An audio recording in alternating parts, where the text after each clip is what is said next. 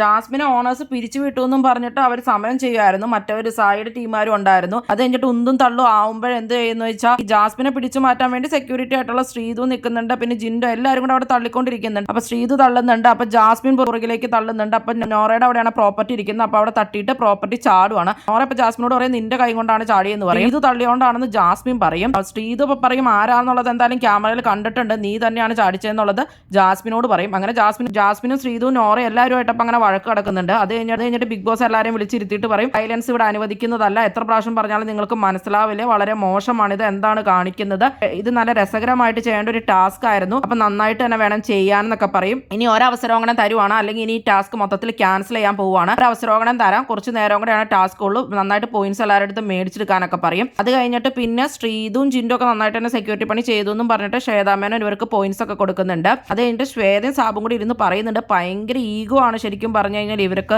ഈ ഹൗസ് ഓണേഴ്സിനും അതുപോലെ തന്നെ മറ്റുള്ള ടീമുമായിട്ട്, അതുകൊണ്ടുള്ള പ്രശ്നമാണിത്, ജസ്റ്റ് 10 മിനിറ്റ് സംസാരിച്ചാൽ തീരാവുന്ന പ്രോബ്ലം ഉള്ളൂ എന്നൊക്കെ പറയുന്നുണ്ട്. ബോസായിട്ട് പവർ ടീമിനെ വിളിച്ചിട്ട് പറഞ്ഞു ഈ ടാസ്ക് ഭയങ്കര പരാജയമാണ്, നിങ്ങൾ ശരിക്കും പറഞ്ഞാൽ ഹൗസ് ഓണേഴ്സ് ആണ്, അല്ലാണ്ട് ഇപ്പൊ പവർ ടീം അല്ല, ഇതികളെ നന്നായിട്ട് സ്വീകരിക്കുക എന്നുള്ളതായിരുന്നു ടാസ്ക്, നിങ്ങൾ അതിൽ പരാജയപ്പെട്ടു, നിങ്ങൾ നന്നായിട്ട് മാനേജ് ചെയ്യാത്തതുകൊണ്ടാണെന്നൊക്കെ പറഞ്ഞ് പവർ ടീമിനെ നാണം കെടുത്തിയിട്ടുണ്ട് ബിഗ് ബോസ്. ഇവിടെ കുറച്ച് അഹങ്കാരം അപ്പൊ കുറയുമായിരിക്കും.